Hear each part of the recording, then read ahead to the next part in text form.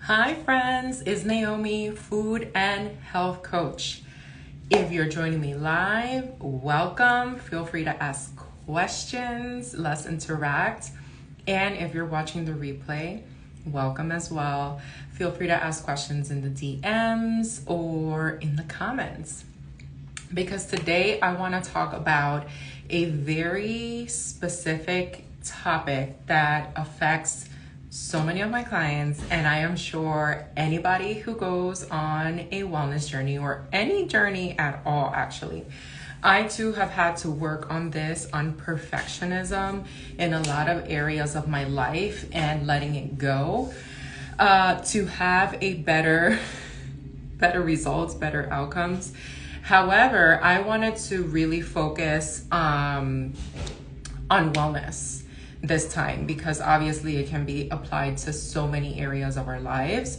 So recently, almost with every single one of my clients, we've been through this chat about perfectionism and what it looks like and what can we do to kind of curve it a little bit to have a better experience. Because if you're approaching wellness from a space of perfectionism, it can really hinder your progress of whatever that is. Maybe it's getting better lab work, maybe it's feeling better, stopping chronic diseases, losing weight, like whatever it is. If you're taking a perfectionistic approach to it, then you're probably gonna not see results, see very slow progress, and it's gonna rob all your joy. It's gonna rob all the joy of it because it's so strict if you're trying to be perfect. And usually this is what happens with dieting and when you have a very specific diet. Now, sometimes that's necessary depending on the goal or if you have some specific medical needs or food allergies, things like that. But in general, if you're just doing it as a lifestyle to achieve some goals, then it can become very cumbersome, it can be joyless, and you can probably become very bitter and frustrated. So here are some signs, 5 signs that I have identified and highlighted in the work that I do where it can be a sign of perfectionism. Number 1, and then I'm not going to leave you hanging. I am going to give you 3 tips on how to break out of that or how to begin the process on how to break out of that, because it can be very challenging sometimes to cut these habits out, especially when they've been in our lives for so long. So the first one is going from 0 to 100. Okay, I see this all the time. You make a decision, right? On Monday, I'm going to start whatever, fill in the blank, eating well, going to the gym, being mindful, getting up at 5 a.m. to meditate, whatever it is that you want to do, you start from 0 to 100 and you're like, oh, I'm going to do it every single day. I'm going to do it every single day. And I'm going to do it, let's say, I'm going to do it every single day, every day of the week. Well, that's what it means, right? Whatever. Going 0 to 100, or if it's eating, that's mostly with working out, like every single day. Or with eating, it's like, I am going to make sure that every single meal is healthy, whatever your definition is. It has 0 sugar. I'm not eating any bread. I'm not eating any carbs. I'm not doing this. That's a 0 to 100 approach where you are just not giving yourself any leeway. And what happens when you go from a habit like from 0 to like trying to do it all the time, you're gonna burn out pretty fast. It's probably gonna be very exhausting to try and keep that up, and you're gonna like crash and burn really fast, because even if it is a sustainable habit that you can keep going for a long period of time, just introducing it into your lifestyle in such a way can really not help it stick, because you're gonna get burned out of doing it like that. So slowly building the consistency is a better approach, and we're gonna go through that in the how to break out of these perfectionistic patterns in the end. So that is one. If you are starting something and you set yourself a time frame, let's say like you're going to work out 3 days a week, and then you see that it's kind of tough for you, and you're not able to keep up with it, it doesn't mean that you failed. It just means that maybe it's too much to start off with. So you want to pare that back a little bit and maybe say that you're going to start 2 days a week. And then with the meals and things that you eat and drink, maybe it's just starting off with hydration instead of a full day, a full weeks of very healthy eating, right? And I keep putting it in quotes because that definition is healthy for different for everybody, right? So that might mean just starting off with breakfast, whatever that means to you, starting off with hydration, starting off with lemon water in the morning, just one thing at a time. Okay, number 2, having a strict schedule. This kind of goes hand in hand with the 0 to 100 approach, but let's say that you already have your little routine. You work out twice a week and then you eat this and that. However, your life changes, right? Your circumstance changes, your schedule shifted, and you're trying to force your regular schedule into your life at a moment where it's not appropriate for you to do so because it's not working out. So if your schedule completely changes, now you have extra responsibilities for some reason, or you have to get up earlier or be up later, or now it's summertime and the schedule has changed for your kids and for you, and you're trying to force this schedule that you had, let's say during the school year or during the winter time, that's not working out right now, then you might feel like you're defeated because it's not the perfect schedule that you created. Okay, so I just want you to know, I'm gonna go through it in the how to break out of these, that forcing yourself into a schedule is a sign of perfectionism as well. Number 3, this is specifically for food stuff, okay? Avoiding eating or drinking or having anything at home or at restaurants because you're afraid it's not perfect. Okay, and like you delay eating and you're starving, or you go to a restaurant or there's food at work or something and you're like, oh my gosh, I'm not gonna have anything because I don't know what ingredients are in there, or it's not the time for me to eat right now, or I don't know what oils they're using at the restaurant, or I'm at home and I have all these things, but I don't really know what's the best decision, so I'm not gonna have anything. Okay, that's perfectionism, right? Part of it is just to enjoy, to go with the flow, and I'm getting into the breakout stuff. But if you're having these thoughts in your mind while you are in these spaces, then those are signs of perfectionism in your wellness journey. If you're adding this much stress to yourself of forcing yourself to a schedule, forcing yourself 0 to 100 to do things that really is extremely uncomfortable, not eating for whatever reason, you're adding more stress to your body, which is very counterintuitive and counterproductive, right? Because if you are consistently stressed out over these things, your body's not able to relax, your body's not able to go into the rest and digest section of your nervous system, and it's just gonna hold on to everything because your body thinks is in danger and in fear, right? So it's not gonna let go of anything. Okay, and your health is not going to improve either because it just your body has to really focus on managing the stress at that time. All right, so number 4, one of my favorites, thinking that you have to do more than what you're already doing.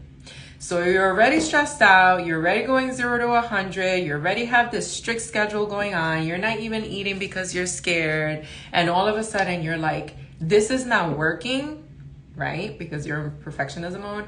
So I must do more. I must go work out twice a day.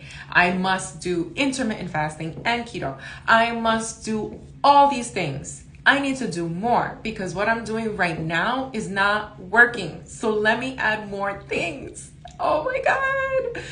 You're going to burn yourself out so fast. It's not perfect enough. Let me add more things. What can I add to my to-do list of wellness? Okay, well, now I can meditate, and now I'm going to pray, and now I'm going to journal too. And I'm going to get up so early in the morning to do all these things, right?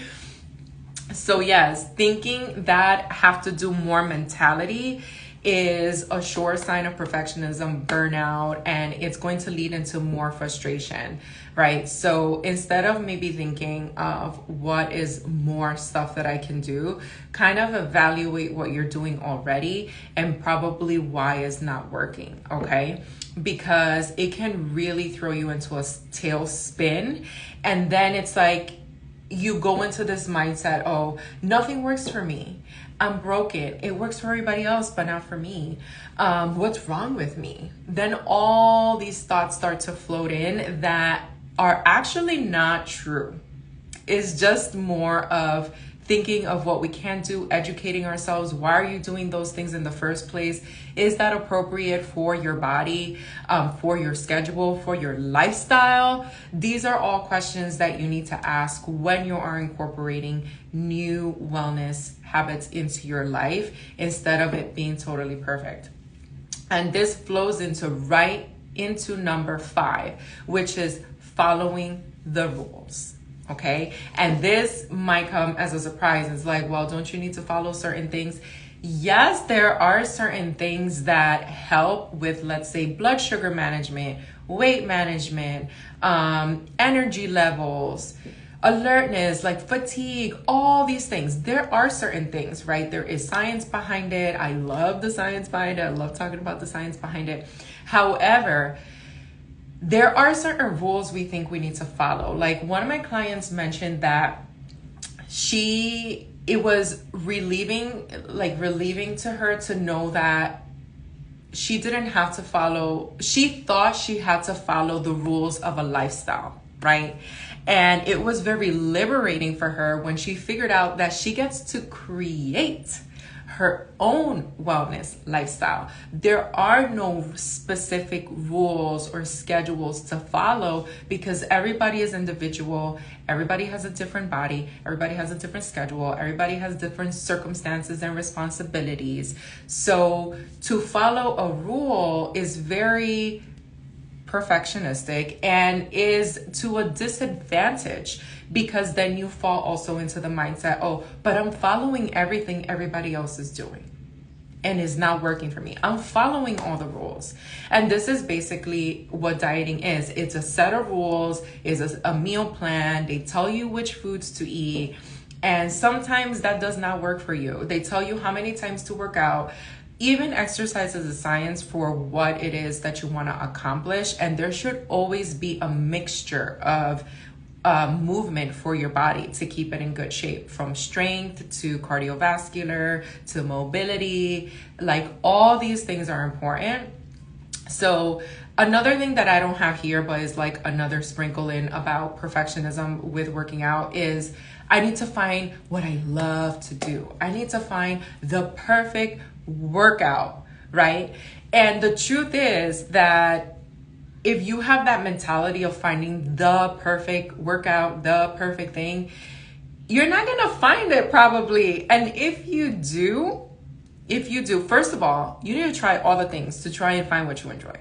That's number 1. Number 2, even if you find something that you enjoy, you're probably going to have to do other things you don't enjoy to have a well-rounded physiology, like your body, right? Because you can't just do cardio with no strength. You could, but those are going to create specific results. So what are the results that you want to create? And I always encourage my clients to do a whole variety of things, from cardio to yoga to strength is one thing that I always encourage to do, no matter what other workout you enjoy doing.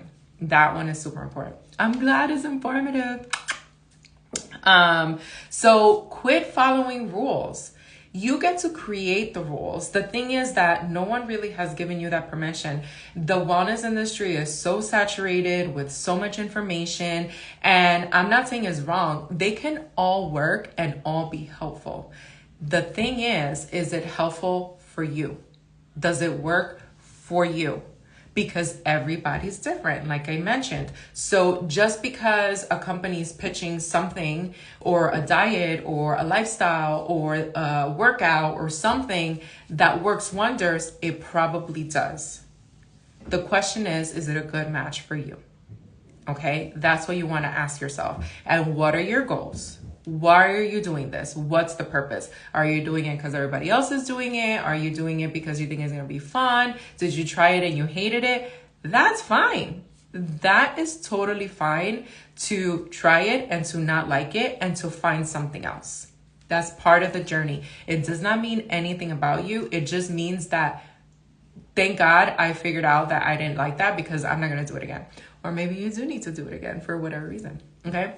So those are the 5 things. I'll just recap them and then I'll talk a little bit more about breaking out of these things. So the 5 signs of perfectionism are going from 0 to 100 in whatever you're starting. Number 2 is having a very strict schedule when you find these things. Number 3 is avoiding eating at all when you go anywhere because you're scared. Number 4 is thinking you have to do more to accomplish these things because the rest are not working. And number 5 is following the rules.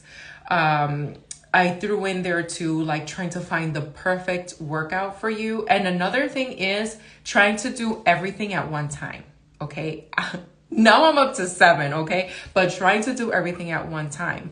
And sometimes you can fit it all in a day, and that's great. And sometimes you cannot. Sometimes you need to pick certain things, pick and choose what you need for that day for you, for it to work. Doing all the wellness things at one time can be quite overwhelming. All right. So I kind of touched on this. How do we break out of these things and we can take more of a relaxed approach to wellness, right? That's going to really help you.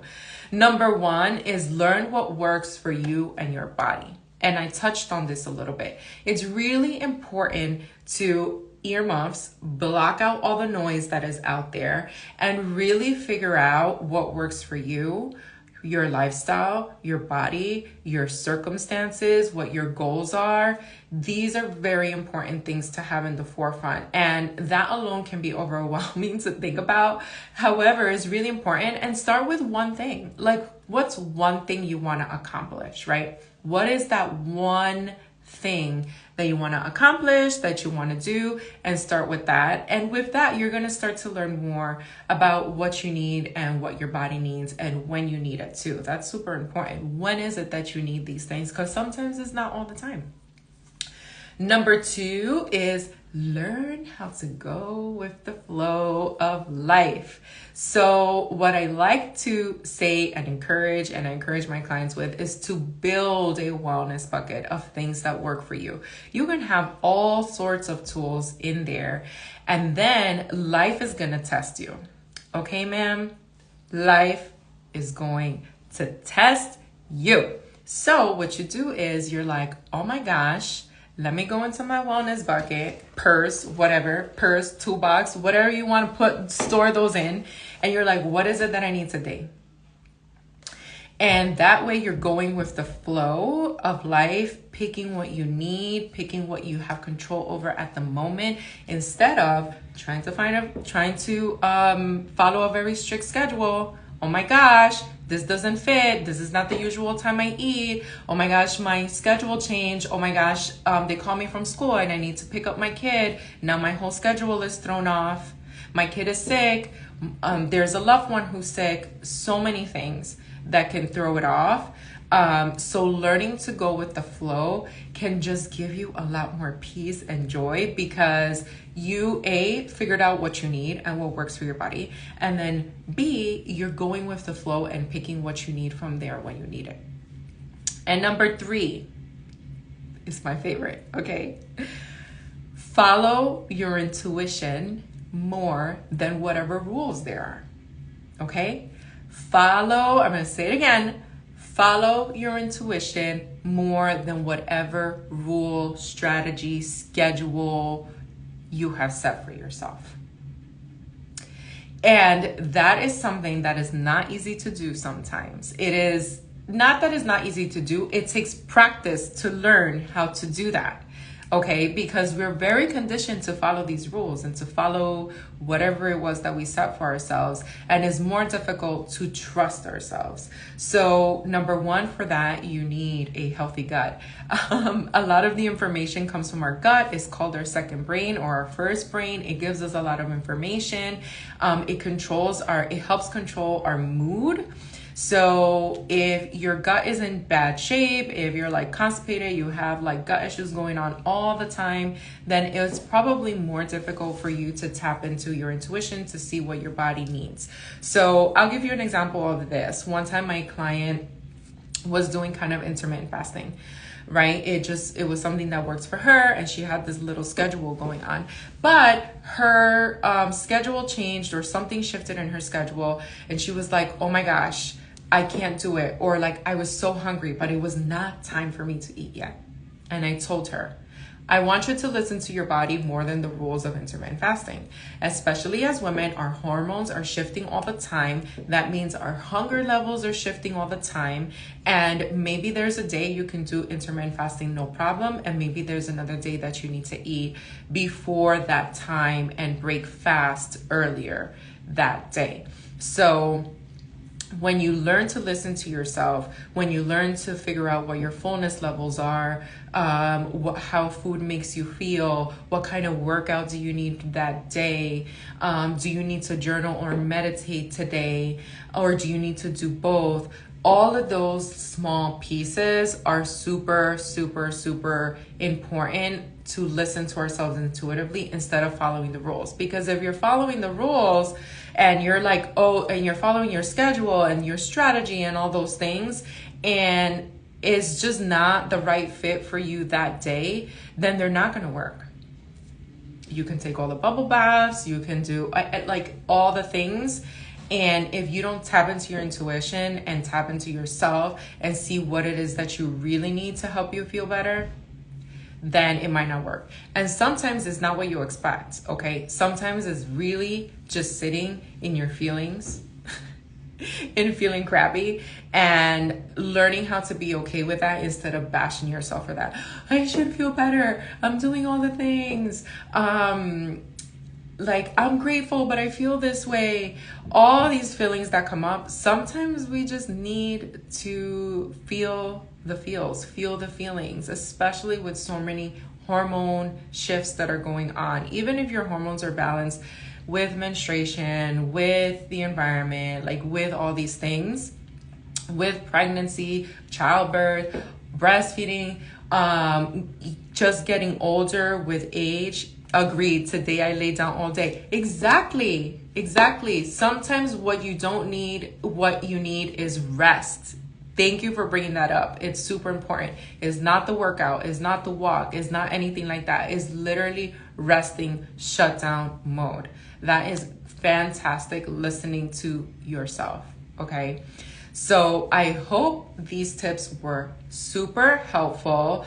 Please, if you're starting a new journey, break out of that perfectionistic mindset. And by that, I really mean become aware of it, because it's going to creep back in and you're like, oh, I shouldn't be doing this. Oh my gosh, I didn't do this today. Right? And it's catching those moments and making it okay, and not mean anything about your journey, about you doing something wrong or not. It just is what it is. And you will have another opportunity to do whatever it was that you wanted to do the next day. It's always a learning experience, because you might think that one thing that is off is going to ruin everything. Is not.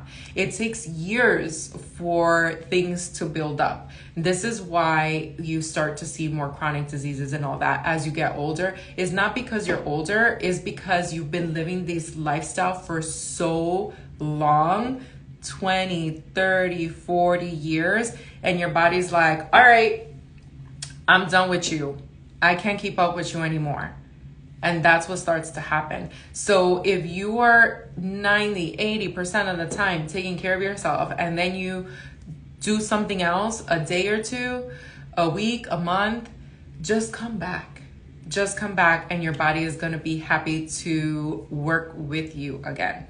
Okay, so I'll let you guys go. I hope y'all have a wonderful day. If you guys need support at all through this is something that I am so passionate about, helping women of color take back control of their wellness, of their nutrition, of their lifestyle, live better lives while living their best freaking life. Okay, I'm all about having fun. If you haven't seen me twerking on my page, then you need to go look through my posts. I'm all about fun, good energy, none of this stuffiness, right? I'm telling you, don't follow these rules. Build something that works for you. And that's what I help my clients do. Build a lifestyle that works for them, rooted in their goals and in their wellness journey. So if you know you need support like this, I am here to support you. Feel free to book a consultation call. I am so excited to talk to you and we can figure those things out. All right. So have a wonderful day. Bye.